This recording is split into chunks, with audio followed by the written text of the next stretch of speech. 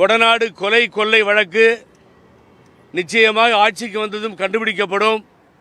பொதுமக்களுக்கும் அனைத்திந்திய அண்ணா திராவிட முன்னேற்றக் கழக தொண்டர்களுக்கும் அதை நிச்சயமாக நாங்கள் கண்டுபிடித்து சொல்லுவோம்.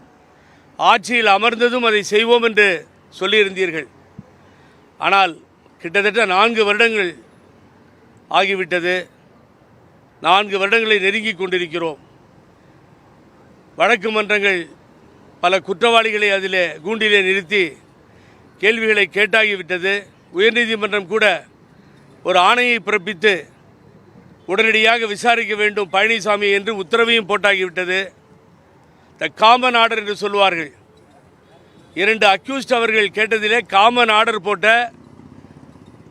நீலகிரி மாவட்டத்தினுடைய நீதிமன்றம், குற்றவியல் நீதிமன்றம் மிக தெளிவாக எல்லோரையும் விசாரிக்க வேண்டும் என்று சொல்லியிருந்தது.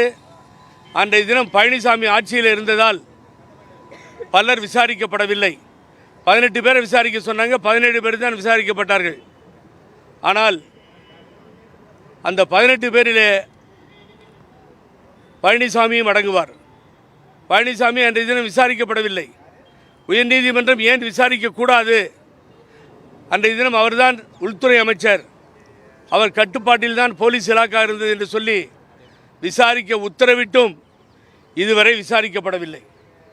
ஆகவே நான் மீண்டும் மீண்டும் கேட்கிறேன், தமிழ்நாடு அரசையும் முதல்வர் அவர்களையும் தயவு செய்து பழனிசாமி விசாரிக்கப்பட வேண்டும். பழனிசாமி விசாரிக்கப்படவில்லை என்றால் வேறு வழியில்லை, தமிழகம் முழுவதும் போராட்ட களத்தில் இறங்க வேண்டியிருக்கும். கொடநாடு கொலை கொள்ளையை விசாரித்தால்தான் அனைத்திந்திய அண்ணா திராவிட முன்னேற்றக் கழக என்ற இயக்கத்திற்கு, அம்மா கட்டி காப்பாற்றிய இந்த இயக்கத்திற்கு வழி பிறக்கும். இல்லையா, வழி பிறக்காது. அது ஏன் விசாரிக்கவில்லை என்பது புரியவில்லை, மர்மமாக இருக்கிறது. கொடநாடு கொலை கொள்ளை தான் மர்மமாக இருக்குன்னா விசாரிக்கப்படாது இருக்கிறது தான் பெரிய மர்மமாக இருக்குது.